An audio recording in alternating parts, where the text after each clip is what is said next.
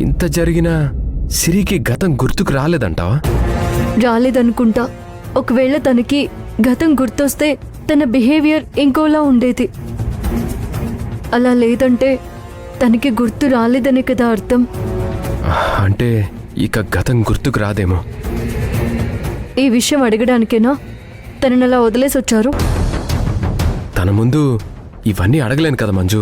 ఇప్పుడు ఆ టాపిక్ ఎందుకు? ఆస్తి ఎలాగూ పోదు. జాలరెడ్డి ఇప్పుడే బయటికి రాడు. పైగా వాడికి గాయమైంది. వాడు కోలుకోవాలంటే ఇంకాస్త టైం పడుతుంది. ప్రస్తుతానికి ఈ సమస్య ఇక్కడికి సాల్వ్ అయింది. కాకపోతే అసలు సమస్య ముందుంది. ఏంటది మంజు? ఫస్ట్ మీరు ఇంటికి వెళ్ళండి. ఆ సమస్య మీకు వెల్కమ్ చెప్తుంది. సస్పెన్స్ ఎందుకు మంజు? తెలిస్తే చెప్పొచ్చు కదా. ఏమండి?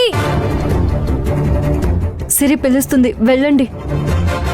మీకోసం ఇంట్లో వాళ్ళు ఎదురు చూస్తూ ఉంటారు. సరే, నువ్వు త్వరగా వచ్చే.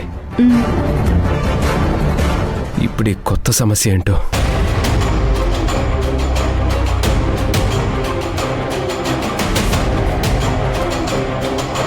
ఏంటండి అంతగా ఏం మాట్లాడుతున్నారు?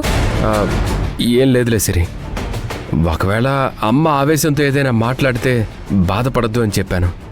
మంచి పని చేశారండి. మన వల్ల మంజు సిస్టర్కి అనవసరమైన బాధలు. పదండి.